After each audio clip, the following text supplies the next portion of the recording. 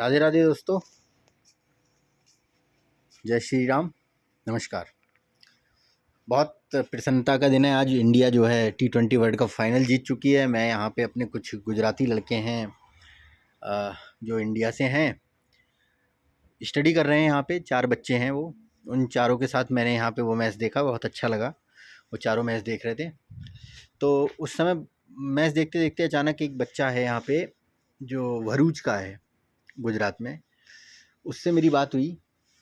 तो उनके एक रिश्तेदार जो है अभी 5 दिन पहले यहाँ कनाडा आए थे, और कनाडा जब वो आए थे तो यहाँ से सीधे जो इंडिया दिल्ली से उन्होंने फ़्लाइट पकड़ी थी, नहीं सॉरी मुंबई से पकड़ी थी शायद उन्होंने फ़्लाइट, और मुंबई से फ़्लाइट पकड़ करके वो सीधे मॉन्ट्रियल पहुँचे, और मॉन्ट्रियल इमिग्रेशन पर जाकर के इमिग्रेशन ने उनको डिपोर्ट कर दिया।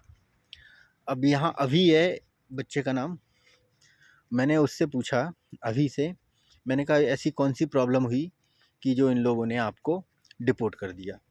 तो उन्होंने मुझे बताया कि डिपोर्ट करने का रीज़न ये था कि उन्होंने इमिग्रेशन वालों ने उनसे कुछ ऑल ऑफ सडन क्वेश्चंस पूछ लिए, वो पहले से प्रिपेयर नहीं थे और वो उनका जवाब नहीं दे पाए, नर्वस हो गए।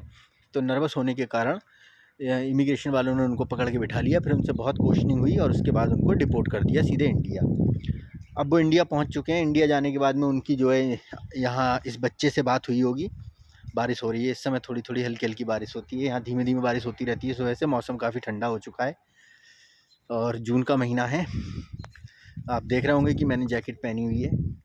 हालांकि अभी मैं एडजस्ट नहीं कर पाया हूँ यहाँ के मौसम में, लेकिन यहाँ जो बहुत से इंडियंस हैं वो टी शर्ट वगैरह में घूम रहे हैं, लेकिन मैं एकदम से यहाँ एडजस्ट नहीं हो पा रहा हूँ क्योंकि ठंडक जो है 14 डिग्री 15 डिग्री टेम्परेचर 16 डिग्री आ जाता है। तो यहाँ हमारे यहाँ 16 डिग्री में थोड़ी ठंड लगती है, 16 डिग्री सेल्सियस में। अब हुआ क्या, मैंने उनसे पूछा कि अभी ऐसी क्या बात हुई कि ऐसे कौन से क्वेश्चंस थे जिनका वो जवाब नहीं दे पाए। तो उन्होंने बताया कि उन्होंने सबसे पहले क्वेश्चन पूछा कि उनका वीज़ा जो है जनवरी में आ गया था और विजिटर वीज़ा आया था, और वो उनका इंटेंशन यहाँ के काम करना ही था। अभी ने मेरे को बताया कि इंटेंशनली वो यहाँ पे काम करने ही आए थे और यहाँ वर्क परमिट अपना करवाते, रुकते, LMI वगैरह लेते, LMI के बाद में वो यहाँ से जाते। तो उन्होंने कहा कि आपका वर्क परमिट जो है जनवरी में है, फिर उसके बाद में आपने जब जनवरी में आपका वीज़ा आपका जनवरी में आ चुका था, तो आप जो है जून में प्लान क्यों कर रहे हो और क्या करने आए हो यहाँ पे इतने लंबे समय बाद।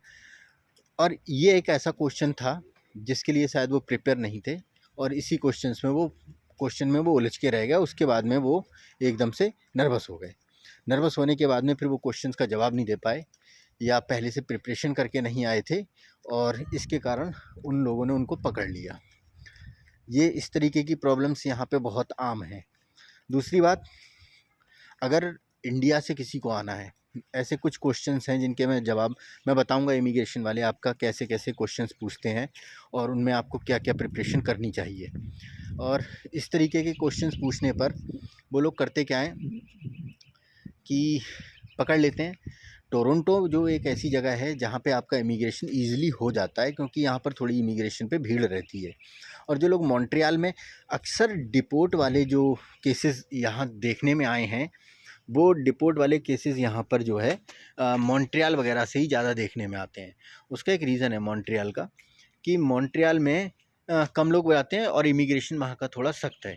एक रीज़न उसका ये भी है कि बहुत से लोग कनाडा मॉन्ट्रियल आते हैं, और पंजाब के लोग उनका बहुत से लोग इस तरीके से आते हैं कि कनाडा आ जाते हैं और मॉन्ट्रियल से अमेरिका का जो है 1-1.5 घंटे की दूरी है, वहाँ से अमेरिका निकलने के लिए बहुत से लोग आते हैं, जो यहाँ की गवर्नमेंट को पता चल चुका है, जिस वजह से मॉन्ट्रियल इमिग्रेशन थोड़ा सख्त हो चुका है।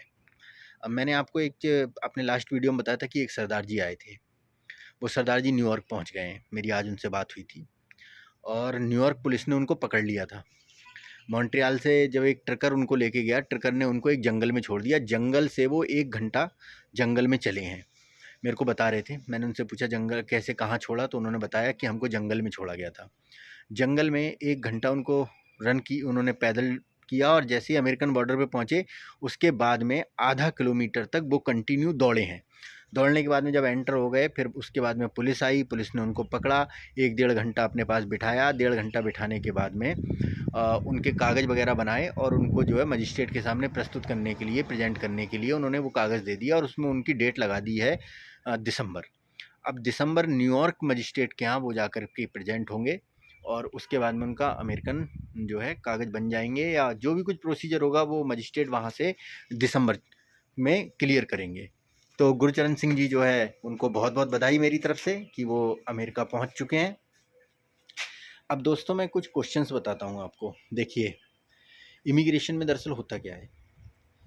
इमिग्रेशन में हालांकि मेरे से जो क्वेश्चंस पूछे थे वो भी एक संभावना थी, उस तरह के क्वेश्चंस भी आ जाते हैं, लेकिन अब मैं बताता हूँ।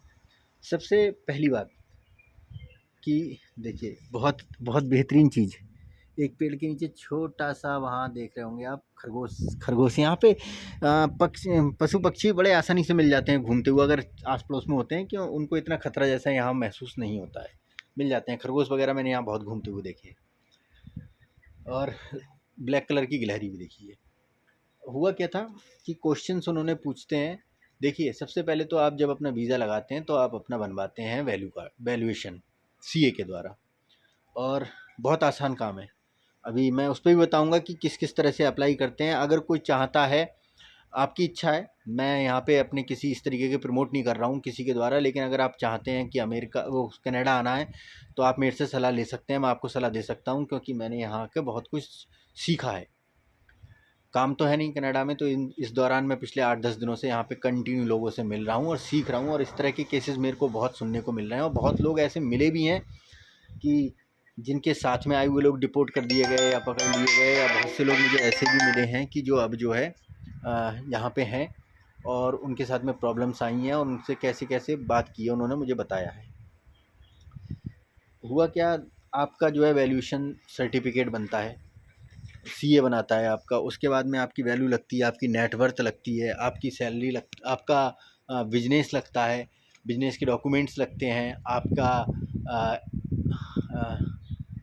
आप जो वहाँ इनकम टैक्स रिटर्न भरते हैं वो रिटर्न फाइल भी लगती हैं।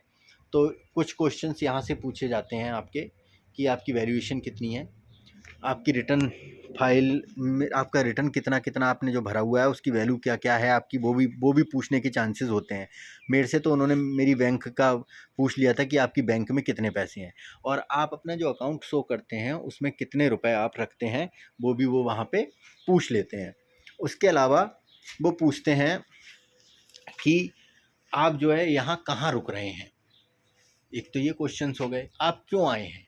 तब मेरे से उन्होंने कहा था कि इंडिया में जो है, इंडिया अपने आप में बहुत खूबसूरत जगह है, तो आप कनाडा क्यों आए।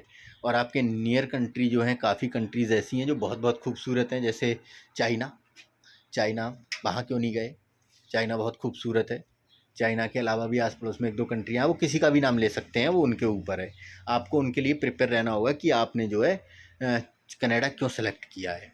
और आपकी फ़ाइल में दूसरी बात, कुछ फ़ाइलें ऐसी होती हैं, कुछ में आपकी फैमिली डिटेल भरी जाती है और एक में आपका रेसिडेंशियल प्रूफ भरा जाता है, और एक शेड्यूल होता है कि आप जो है शेड्यूल किस तरीके से आपने शेड्यूल भरा है कि आप कनाडा जा रहे हैं विजिटर वीज़ा पे, तो आप कहाँ कहाँ कनाडा में जाएंगे। ये चीज़ भी वहाँ बहुत ज़रूरी होती है दिखानी, जो आपको दिखानी पड़ सकती है। ठीक है, तो एक तो ये चीज़ वो उन्होंने मेरे से पूछ ली, वो आपसे पूछ सकते हैं। और बहुत से ऐसे प्रश्न होते हैं जो ऑल ऑफ सडन, जैसे उन्होंने उनसे ही पूछ लिया था कि आप जो का वीज़ा जो है जनवरी में बना था, लेकिन आप यहाँ क्यों आए हैं। इसका भी आपको, जो अगर किसी का वीज़ा पहले आ चुका है और बाद में आ रहा है, तो उसका आपको बहुत अच्छे से प्रिपरेशन करनी पड़ेगी कि आप जो है यहाँ इतना लेट क्यों आ रहे हैं। तो एक इस तरीके से हो गया। दूसरा, वो ये भी पूछ सकते हैं आपको, और हाँ, आप मॉन्ट्रियल वगैरह नहीं जाएं। अगर आपको आना है तो आप टोरंटो का टिकट लेकर आएँ, क्योंकि टोरंटो इमिग्रेशन थोड़ा बिजी रहता है और बहुत ज़्यादा लोग होने के कारण वो थोड़ा तेज़ी से करते हैं। बहुत ज़्यादा क्वेश्चनिंग वगैरह यहाँ नहीं होती है, या उनको लगता है। और सबसे बड़ी बात, जब इमिग्रेशन वाले के एजेंट के या ऑफिसर के पास में आप जाएं, तो वहाँ आप बिल्कुल नर्वस ना हो, उससे हंसते हंसते बात करते रहें, बोलते रहें, और उसे कोशिश करें अपनी बात समझाने की। आप पहले ही प्रिपेयर हो जाएं इतनी चीज़ों में कि आपको क्या क्या करना है। ठीक है, आपके पास कितने पैसे हैं, आपके अकाउंट में कितने पैसे हैं, और इसके अलावा अकाउंट के अलावा अगर अकाउंट में पैसे कम हैं या ज़्यादा हैं, इसके अलावा कोई और सोर्स है, अगर आपके पैसे ख़त्म हो जाते हैं यहाँ पे, तो आपके पैसे पीछे से कौन आपको भरेगा। दूसरी बात, बहुत से लोग अपना फैमिली विजिटर वीज़ा लगवा रहे हैं, और मैं आपको बता दूं ऐसे वीज़ा 90% केसेस में जो लोग अपनी फैमिली और बच्चों के साथ में यहाँ का विजिटर वीज़ा लगवा रहे हैं कनाडा का, वो रिफ्यूज़ होना है। 95% केसेस में वो वीज़ा रिफ्यूज़ होना है। तो उन चीज़ों से आप बचें। पहले या तो अपना वीज़ा लगवाएं और अपनी फैमिली का वीज़ा बाद में लगवाएं। तो उससे एक फ़र्क ये पड़ेगा कि सबसे पहली बात तो इमिग्रेशन वालों के पास में और यहाँ वीज़ा कंपनी वालों के पास में एक ऑप्शन आ जाता है कि आपकी अगर पूरी फैमिली का वीज़ा लग रहा है तो उनके पास में सबसे पहले ये आ जाता है कि पूरी फैमिली अगर एकदम से मूव कर रही है तो हो सकता है कि ये फैमिली रिटर्न ना हो कनाडा से।